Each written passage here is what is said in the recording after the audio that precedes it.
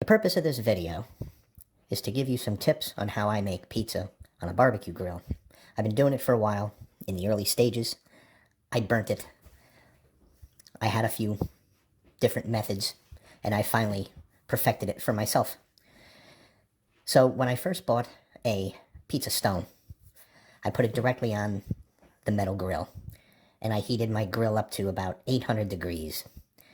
And I put it on there, and it burned pretty bad, really bad.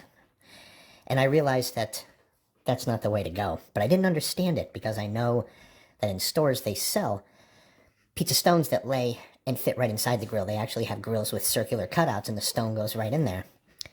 So I thought to myself, how do they do it if when I did it, it burnt beyond recognition in minutes, a minute?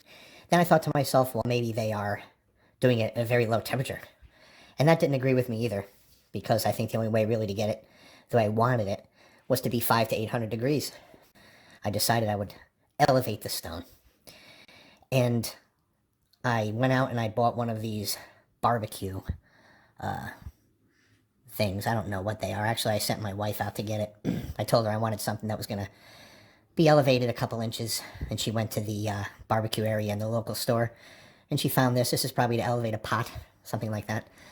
But it's about 3-4 inches, maybe more. And I put that down, put the stone on, and I cranked the heat up as high as it gets. It hit about 600-800 degrees. And then I opened it up and put the pizza on the stone.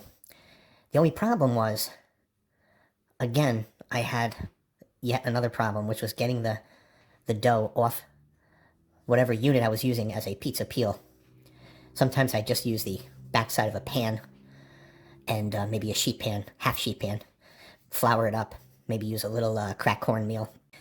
Flour burns, so you're told not to do flour. Some people use other things, but I think cracked cornmeal is the one to use. But I had another idea, and one day it was stuck on there pretty good. It was stuck on this silver pan pretty good. So I laid the pan on top of the stone for about 5 minutes. Not even. I don't think it was even 5 minutes. 2 minutes, 3 minutes. And I noticed that the dough was starting to cook in the beginning stages of cooking, which to me meant that it was going to pull away from that pan. So I took my long spatula that I have here, which I think is actually for putting icing on cakes, for big commercial, big time cakes or something. I bought this years ago. But it comes in handy for a lot of things. So this spatula here, I slid it around about an inch or so around the outside, and I could feel the dough separating from the pan. It wasn't really cooking. It was technically just enough where it was no longer sticking to the pan. The heat from the stone was transferring to the pizza pan, and the dough started to separate. First time I did it, I stuck the spatula inside a little prematurely, and I poked the dough, which you don't want to do. It makes a mess.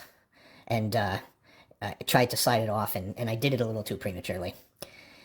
After the next time I went to do it, I realized how it should feel, and I took that spatula and I just gently give it a little push, back and forth, in and out. You can feel it. It's really easy. It's not a big deal. You feel it. You stick the spatula in, and you get a sensation. You put it in a little bit. You lift up a little bit. If you're getting wet dough, leave it alone for another minute or two.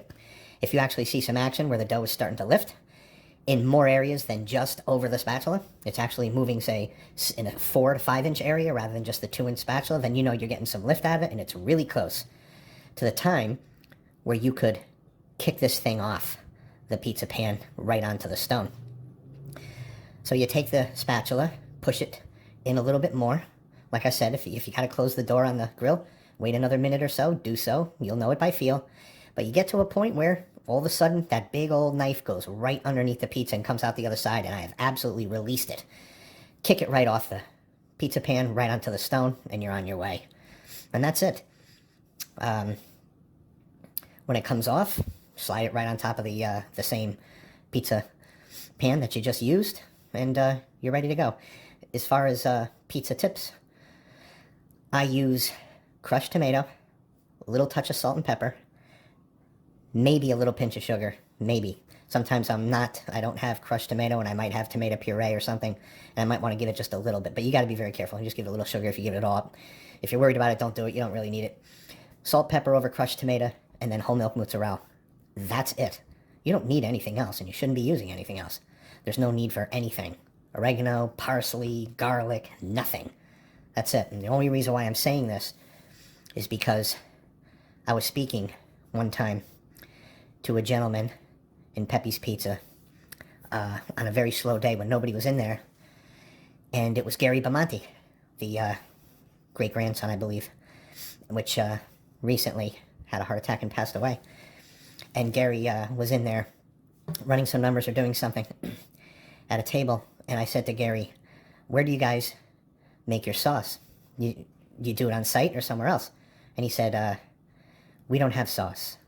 It's crushed tomato, and that's all it is. And I thought, wow, that's amazing.